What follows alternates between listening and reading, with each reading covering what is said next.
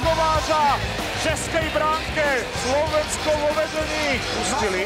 Práve jeho miešanie s pukom bolo kľúčovým v tejto akcii, ktorú už Miro Šatan zachytil. Hanzuš a posúva dopredu Šatana. Šatan v samostatnom nájazde. Miro Šatan. Gól!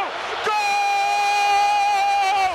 Poslabený gól Mira Šatana v druhým zápase.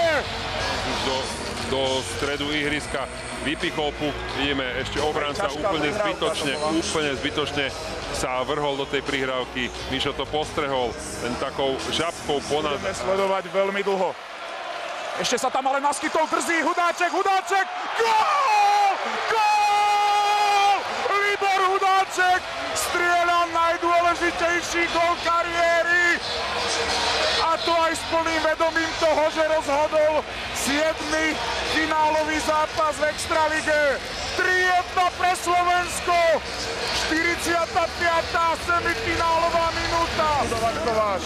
Svojím známym bláfakom, určite si to pamätajú aj v Košiciach, takýmto bláfakom uvoľnení sa ako pravák do pravej strany, samozrejme pred Simi. Ale jeho strelu zastavil Zdeno Chára. Posledné sekundy, puk strednom pásme. Rátajte s nami, Slovensko je vo finále.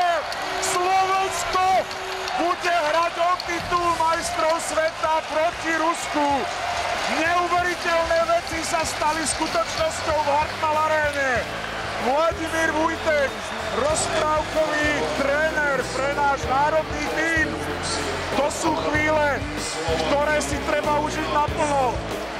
Česi budú bojovať o bronz proti domácemu Fínsku a naši nastúpia proti Rusku, proti ďalším favoritom. Ale tieto starosti nebudeme na zajtrajšok.